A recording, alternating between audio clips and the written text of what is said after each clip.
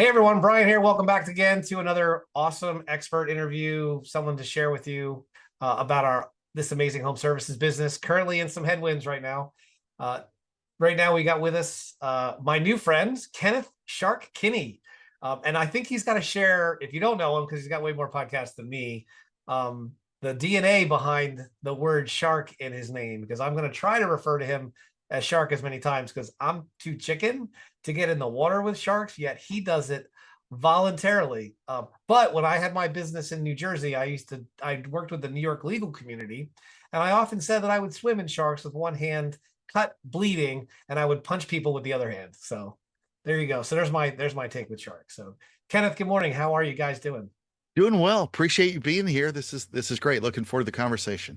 Yeah, it's awesome. So and I know so you we talked about it a little earlier. So you were like a lot of us. You were in corporate, Hmm. and then you kind of branched out on your own, and I know you have different stuff. So maybe share with people, because I have to believe, again, lots of people I know personally, professionally, and that end up in this business, they're often they kind of transform. One, they come from corporate, they say I can do a better job, and then they jump in. So how did you end up finding yourself in this world, and then obviously going down the road of being a speaker and running events and doing other stuff? So kind of share with us, how do you, because running events, I'm a coach too, consultant. We all dream of that. And then we go, oh, we got to put butts in seats. That's really hard. So that's a whole other thing. But so it's kind of tell us about how do you go about that transformation, and what was your moment where your light bulb went off? Sure. Well, I don't know that it's gone. The bulb probably needs changing, but it's it's constantly mush. But I've had about 87 different jobs. I mean, I can't imagine how many have been in different fields. It's always sort of been in marketing, sales, or operations, really to help people and businesses grow. I've run a company. I've spent a lot of time listening to nasty customers complain about stuff, but really where I loved the things that I was learning was either working as a consultant or on the agency side, and then measuring that against what I was doing when I worked on the corporate world. So I love, being able to take all the different perspectives you can get. Probably the biggest thing though is I was working for a large brand in the home services and home improvement industry and had a lot of personal things going on in my life, including when a family member near and dear had gotten sick over time and passed away. But I was helping them drive record growth in their lead gen efforts. But at the same time, I fired them as a customer. So it really made me appreciate customer experience a lot more than just the marketer sitting on this side of the house. If I send you more logos and more direct mail pieces and more emails and more everything else, that's not going to win anybody over. And it was interesting to feel and learn a lot of that appreciation. So I evolved out of that. Once I cut the cord with that, I ended up working for an agency that did a lot of work in the home services space, still work with them closely, good friends of mine. But then I went out on my own. Part of that was driven by what I was doing fairly well as a professional speaker. One of the things I've been doing on and off for the last couple decades has been working as a professional speaker. And then I knew that I wanted to lean into that a lot more heavily, not because it was great for my ego or the applause. It's just I knew I could often talk to an audience of 100 to 500 to 1,000 and maybe make a little more change than the time it would take investing in a year working in a consulting arrangement for them, because obviously that takes a lot of work too. So I've spent a lot of time working on these crafts, continuously working on them, and I tried to balance a lot of that out with how I got that nickname, which was from swimming with sharks. From when I was a little kid, I saw a shark, became enamored with it, became so uber focused and passionate about them that I've been diving with sharks, either swimming or scuba diving with them for the last several decades. Hundreds and hundreds and hundreds of diving trips all over the world. Swimming, I don't swim in a cage. I've done cage diving before, but it's also kind of represents how misunderstood a lot of marketing and our relationships with customers is. The same way I sort of use that analogy with how we misunderstand sharks. I've, you know, been doing that forever and ever and ever, and try to get down to Florida as often as I can. But you mentioned the conference, then I'll land the plane on that story. But um, I run a conference and I knew I wanted to create even bigger change other than just myself keynoting somewhere, as I decided to put on my own conference. First year happened in 2024. Wanted to have it at a very convenient location for everybody, had it in Atlanta. If you're going to heaven or hell, you're going to make a connection out of Atlanta. So it was a Yep. good place to start. And we had it at the Georgia Aquarium. Georgia Aquarium has nothing to do with the home services space. However, it was very experiential when you're pulling together a big networking event with a lot of great speakers. And you also have two massive windows looking into a bunch of whale sharks out one window and beluga whales out the other. I got to go diving with the whale sharks there at the Georgia Aquarium, met the executive director, spent some time with him. And then next year, March of 2025, the Home Services Growth Summit will be year 2 in Orlando, Florida. Now, not a massive fan of Orlando and Disney World and the parking lot, pandemonium that is Orlando. However, we're doing it again to make it experiential. Great ballroom, SeaWorld. SeaWorld has its own Ports of Call Pavilion. So we'll have a lot of great people coming in, a lot of great Hall of Fame speakers that are friends of mine that are coming to speak. And it's going to be a heck of a show. So that was a lot. That's a good thing. So I'm going to unpack a couple things there. One, because I haven't talked about it in my episode, so we all have that moment. Kenneth talked about his shark moment that he had to he wanted to help more people, I believe, right? So that, and by being on stage, you wanted to do that. So back in probably 2007, 2008, 2009, somewhere before the world ended, I was a traveling consultant. I was a management consulting, flying all over the US, working with big technology brands, helping them create their dealer networks. And I was sitting in an airport in Connecticut. I can't remember the name of what, there's only one airport in Connecticut. It's in Hartford. I don't remember the name of it. And I was reading a book by the guy by the name of Michael Gerber called The E-Myth Revisited. He talked about building systems and other stuff, which if you haven't read it, there's an E-Myth for contractors. There's an E-Myth Revisited. It's a wonderful book. And I sat there, I literally sat in my freaking $500 suit, my $500 shoes, all of that stuff, sobbing over a beer, sitting, waiting for my flight, going, what am I doing? I'm an idiot. I'm flying all over the country so that two big dumb companies can try to sell more stuff. And I need to help more people. And so for me, that was a defining moment. I didn't know where I was going or how I was getting there. And then as I progressed through my journey, I kind of, we all do this vision mission thing. And I have it somewhere. I took some program back in the day. And I remember one of the couple of the things, and one of my goals is that I wanted to create mini me's. I didn't know what that meant. And I wanted to help more people. Now, there are people in my life that says sometimes that's a sickness because sometimes you help people that you can't help.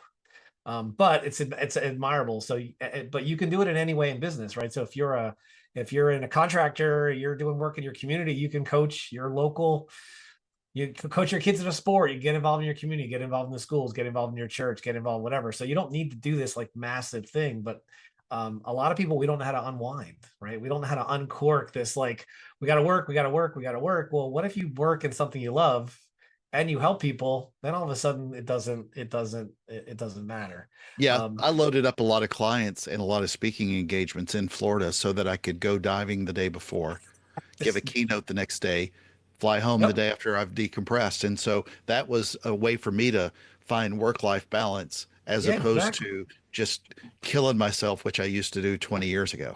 Yeah, and we all, we all face burnout, right? I'm kind of burnt out now. I was telling Kenneth before the call that had a change in business, had to get rid of some operations leaders in the business, and so I had to basically kind of get back into the business. The good news is I brought the right people in, and now I'm not so much involved with it, so I get to do what's fun.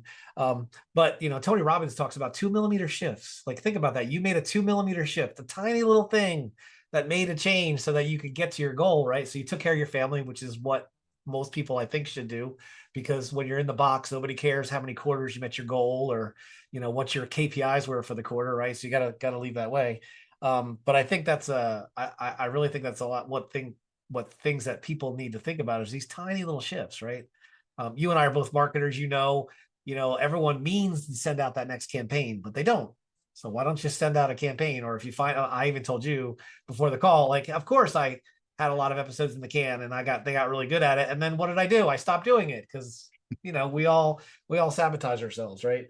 But that's really kind of cool. And then the other thing that I want you guys to take away as listeners is there's something called a play strategy, right? So a play strategy is who's the guy selling the weird stuff in the fun place. our shark here, his play strategy is to have an event in an aquarium that aligns with his passion. So who are you going to remember more, the nameless conference room that we've all been to at the local whatever, or the fact that, he's on to doing this where there are aquariums? And I'm going to say, I bet you San Diego isn't far off. They have a big aquarium in San Diego or something, right? Or I would imagine you can align like some really cool stuff Yeah, because Hawaii's coming as well because I scouted that venue earlier this year on some diving trips, shark diving trips on the North Shore.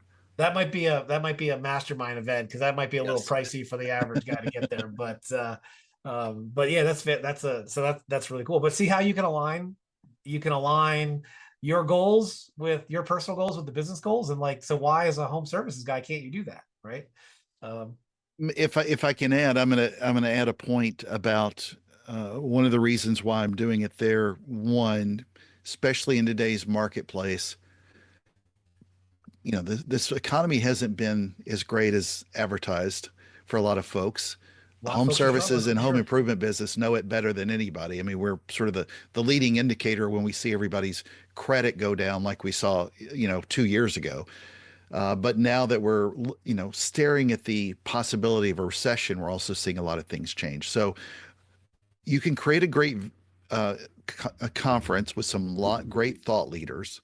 But what I'm trying to do is not have everybody pat themselves on the back with how great they are for 45 minutes on stage or sell something only, but really create something that's also, I mean, look, people are investing time and money to go away to a conference, just like somebody's investing something in a bathroom remodel or anything else, plumbing and HVAC system.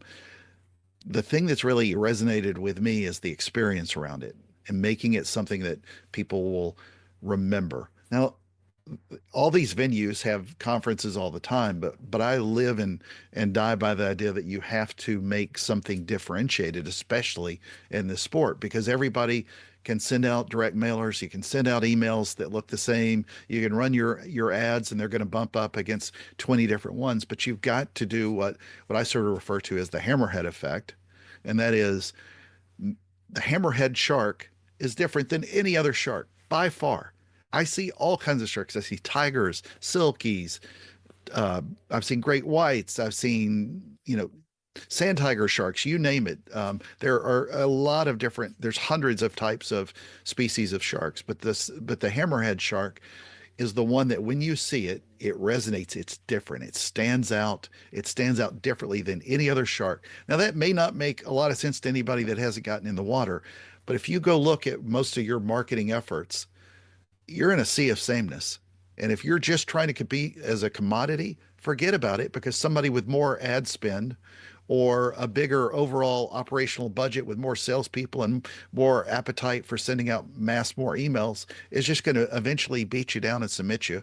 And you don't want to lose to somebody based off that. But when you innovate and you come up with something creative that's different, like do direct mail when nobody else is, or any of these things, or make flyers that are different. I'm using too much direct mail metaphors, but No, videos on TikTok. you're in the right place. Yeah. Well, You're in the right place talking about direct mail because we talk about all the time how to be yeah. different. Because if everyone's sending out an email, send a direct mail. If they're sending mail, send a package. If they're sending a package, Well, handwritten notes. go visit them.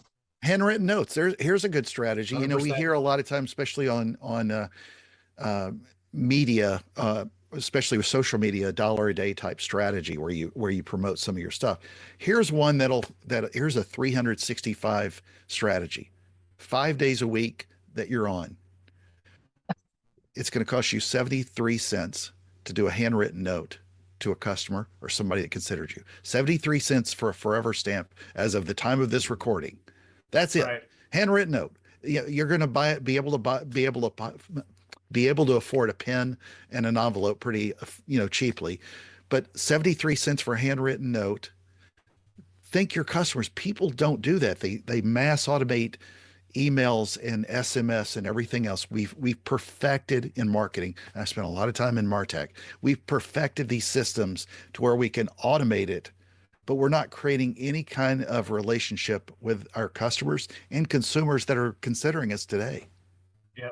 It's funny because we have, so in my regular business of Bryan and MVP, So we've got clients in different industries, but one of our larger clients is in the industrial space, sells to manufacturing facilities. And the CEO sits and handwrites 15 handwritten cards every week to the biggest orders. And then we use technology for the ones between 15 and whatever. And there are technologies like handwritten pen robots that write cards. But he literally handwrites each one of those cards. And I got to tell you that we know for a fact that his return is immeasurable, because that time he spent doing that has turned into hundreds of thousands, if not millions of dollars of extra business, because the CEO of a large company took time out, says, hey, I saw you. I want to thank you. I saw we just shipped package to your facility in Alpharetta. Hey, if there's anything I can do, here's my card. Here's my personal cell phone number. I'll be glad to help you. Right. Sends out 10 a week, not 1,000. You know, he does it at lunch on Fridays. He doesn't like me because I'm this guy that tells me he's got to do it. But I tell you that he goes, okay, I get it now. He's like, I get it. Because guess what? Guess what the response is? He gets text messages that with a picture of his card that say thank you. Like, so when was the last time someone said thank you for an order? Like, even that's the case. I love Martech. I'm a Martech guy. We haven't really talked about that much. I'm a geek. That's where I came from, right? I spent 20 years in technology business. But Love it. And you can do a lot of awesome stuff. But made more money just saying, hey, how you been? It's been a while since we talked. Are you okay? Can I help you? Right? There doesn't need to be some magical sauce. well, it's a great way to stand out and be different. And it'll cost you $3.65 a week, 5 forever stamps, and it will pay itself back off a lot more than $3.65. That's my 365-degree strategy. And you don't have to take the weekends off and enjoy it, spend time with your family. But little things like that make a big difference. I'm a lead gen fanatic and freak, and I love creating interesting ways to get customers to look at us. But I do think that all of us, especially in this space, have an acquisition addiction problem, and we need to spend a little more time solving their problems, because that ends up turning into more sales, and then spending a little more time on aftercare. Aftercare, you're going to get referrals out of aftercare, and it may not seem like it's worth doing today, but then you'll see less leads coming in later, and you're only focused on trying to go through third-party lead sources or Google Ads or anything else. But little things like that can make such a big change. So, in one of the earlier episodes is the Vance Morris episode where he talks about retention and referrals. Vance's retention strategy comes from the carpet cleaning business. Average sales $400, right? When he was in the ChemDry franchise, he was the number one guy as far as number of transactions per customer per 24-month period. The average person gets their carpets cleaned every 20 months. His get them cleaned every 14 months. Why? Because we started talking to them in months 9, 10, and 11, and 12 to get in front of them in lots of and in fun and in interesting ways. So now you don't look, because now all of a sudden, he only has to acquire some percentage of his customers every month through ads, because they work, right? They do work. But you get retention, and then you get referral. And then when the ads, because recently, as of this, last 3 months, everyone's complaining about, a Google ad, a lead was $30. Now it's 100, right? Because they're competing with the political cycles and whatever else is going on.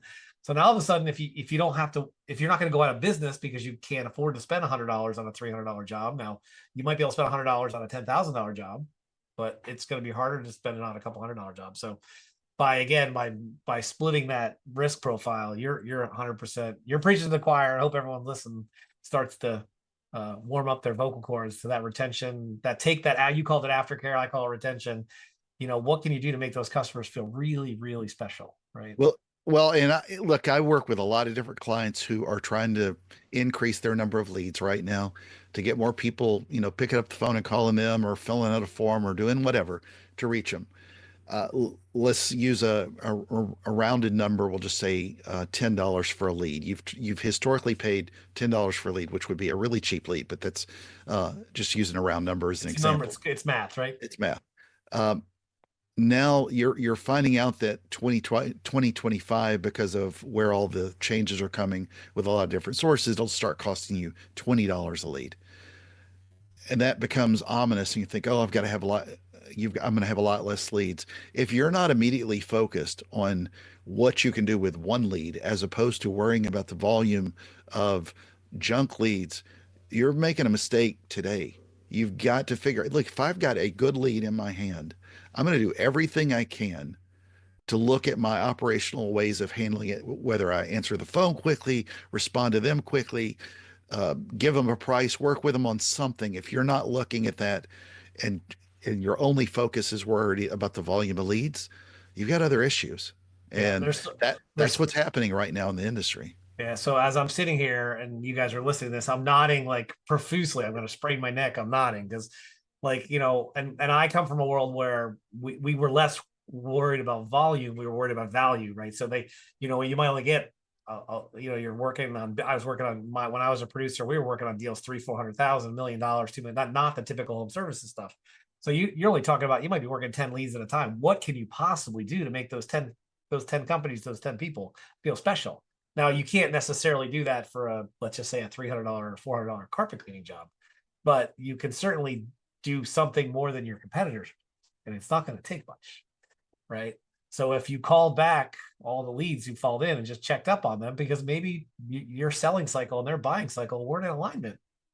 What if they had to go take the kids to soccer practice while they were figuring out the form you wanted to fill out, right? So yeah, there's a million ways. There's literally a million ways to figure out how to close those deals because I tell my team those are precious opportunities we get to help people. What can we possibly do to help them, right? Because we may not get the second chance. So anyway, good Well, stuff. That's really good stuff. and I just got off a long call with someone yesterday.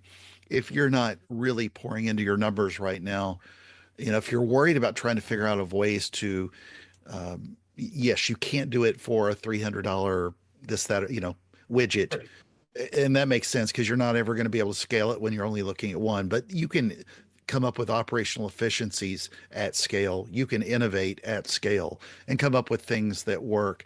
You got to pour into your numbers though, and your math and look at where those um, holes in the boat are and how do you plug them. And you start looking at your numbers really, really seriously on a daily to weekly basis. You're going to start uncovering a lot of things you didn't know. And I just ran into that yesterday.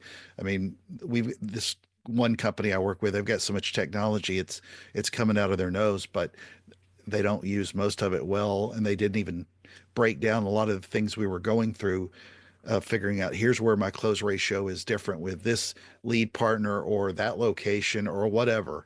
But this is the time you got to start looking at it because 2025 is going to be a lot different than 2024. Right. And even 2024 was different than 2023. Yeah, exactly. Right? So it's funny because in previous lives, what's your average sale? Well, it's different. No, it's just a number. How many jobs did you book last month and how many invoices did you print or send out? That's it. It's just a number. How much did you spend to acquire them? And maybe they're not directly related or not, right? But still, like you gotta know those basic numbers. And then when you get to ad costs, you got to get much more granular because one channel may look great, but under the covers, you're only closing 1 out of 50, but the lead costs are low. Maybe that's not a good place for you to play. And so it's just yeah, it's really an interesting time, right? We focus on our business on a lot of inbound, just making sure those inbound inquiries are taken care of. And then on the referral business, right? If you have a good referral strategy, someone on a previous episode told me that referrals don't scale. You're right, they don't scale significantly, but they certainly don't hurt. And they certainly cover the gaps when the changes to Google or changes to whatever the strategy, whoever's the player going forward, because it was Facebook was all the thing a couple of years ago, and now it's back to Google again and all the different Google products. And maybe there's going to be some other, who knows what's happening with AI, right? No one knows who's going to be the winner, right? No, and that's absolutely true. Most if you think about, we were talking about difference of years. Obviously, it was starting to grow and compete. Home services, home improvement businesses were all doing fairly well post 2008 as we started to grow back, and it was doing well. And then obviously COVID hit, and then we had all the free money coming in, and that ballooned everything up. But then instead of everybody being locked in at home, now you had to worry about your customers spending money on that trip to Disney World or Portugal, or that started taking away from their bath and bug and pest and lawn care needs and all those kind of things. Those were want to haves rather than have to haves. Right. And then now Um, interest rates has been on everyone's interest mind for the rates last year, right? interest Because rates now have been nuts for the last couple of years, and so many people were seeing declines on purchases over 5 grand and up. Especially now, we're running into the idea that possibly we could have a recession coming up. Regardless of that, and regardless of what could happen with AI and change, historically, most businesses, about I think 18% or 20%, right in that realm, across the whole, small businesses go out of business their first year, and about half or more go out within the first 5 years.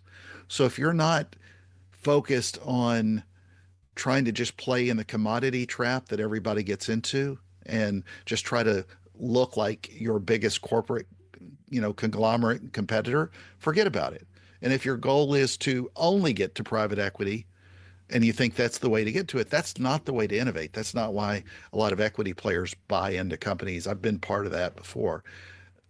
You can create something different, something that will scale, something that resonates with customers, and that should be your goal. That's the marketing, is to help make your customers happy, not just what you think your logo is. Because you take that logo off, nobody cares. Nobody cares what colors you use. Nobody cares what cool looking graphic you have. They care about what it did for them.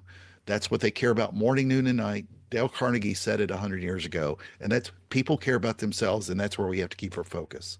yeah, that's absolutely true. Good. That's good stuff. So we covered a lot of topics, maybe so we don't go, because you and I, we could geek out for 3 hours. I love these calls. Like we could just like, oh, what about this strategy? What about that?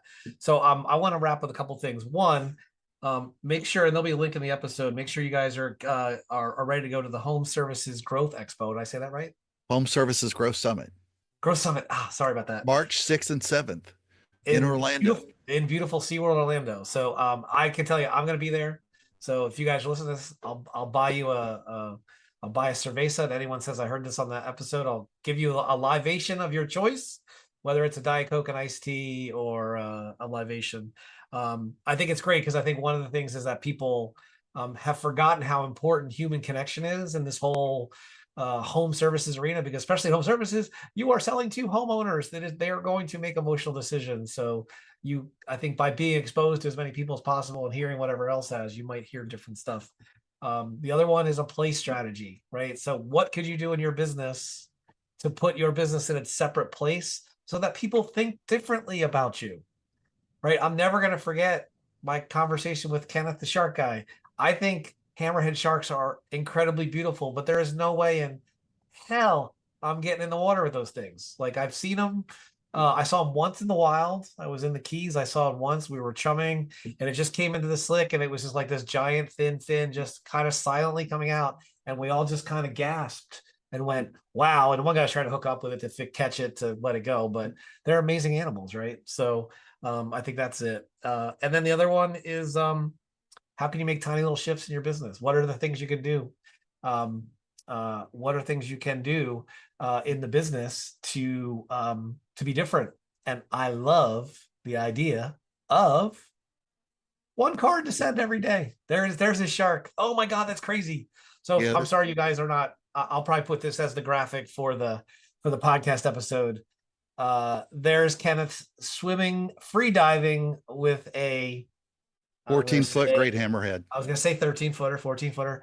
That is and where was it? That is beautiful. They are beautiful That creatures. was down in Jupiter or West Palm. It was one of the two. One of the coast. Yeah, I mean they swim with the Gulf Stream, right? They're big feeders, right? What do they eat? I don't know what do they eat? I know They eat a lot of rays. They they use that hammer to pin things down. So and I know they also, because I live on the west coast of Florida, Naples, and I know they also love tarpon. oh yeah. Because in Boca Grande, the tarpon capital of the world, is also the bull shark and hammerhead shark capital of the world. And then you'll see every once in a while a picture of some giant hammerhead like 3 feet from the beach. And that's why they tell you in these areas, don't swim if you're not comfortable. So, Kenneth, anything else you want to finish on? No, just if all I could say is if I can help somebody, I would encourage people to come to the conference, learn from other people. I'm not trying to sell consulting or agency services. I'm just trying to help lift the messaging that goes into better marketing and sales to drive more revenue, and not make it about me, make it about them. Yeah. And as someone who goes to a lot of events, I will tell you that some people get mad because someone might sell from stage. Learn from Oh, them. Learn. I 'Cause I they're reached because I felt like somebody's hand was in my wallet while I was sitting down at a couple of those shows. So it's an uncomfortable feeling, and that's not it, what I'm doing. no, and I understand that, but also, and get that, right? Say, hey, guess what? The speakers that are there, they're going to be sharing something. They're going to share something that they're passionate about, and maybe if it aligns with you, explore it. Because guess what? We as business owners can't be experts in everything. If Mhm. you're an expert Absolutely. if you're an HVAC guy, you may not be a marketing person, or if you're in the whatever space, you have to figure out there might be some amazing technology you didn't know existed, or some other widget or something else there, right? So If there's I can going to add be a a point ton to of that, resources. well, if I can add a point to that, part of the Sure. reason that I expanded this beyond just lawn care or just bug and pest or just bath remodel or windows or whatever, you're starting to see a lot in the industry as well, where people are bundling a lot more services and products together. You're seeing a lot of those companies continue to grow. A big part of that, now they may stay within, a few swim lanes as opposed to 20. You're not trying to become a commodity with 30 different product lines or service lines. That's not the point. But when you're talking about what a homeowner needs, and you're able to create that conversation with them, it gives you an opportunity to sell one or two or three product lines as opposed to just one. And so there are things that roofers can learn from bug and pest people. There are things that windows people can learn from HVAC folks. You're still coming into a customer's home and selling them something that helps them solve a problem at their home. So that's why I encourage that different perspectives for satisfying the customer. It's so much easier to sell clients something else than it is to try to find a new client. Exactly. So, and that doesn't matter what industry you're in. I did it in tech, right? I Hmm. did it in other consulting services. It's amazing. Like, because people buy things from people they trust. So by helping create that experience, make the experience fantastic. And then what else do you do?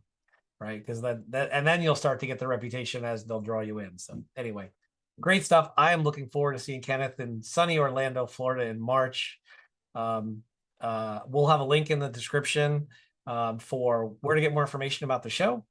And then that's all we have today. So thanks everyone for being a part of our journey here on the Driveway Marketing Podcast. And this is Bryan, and we're signing off.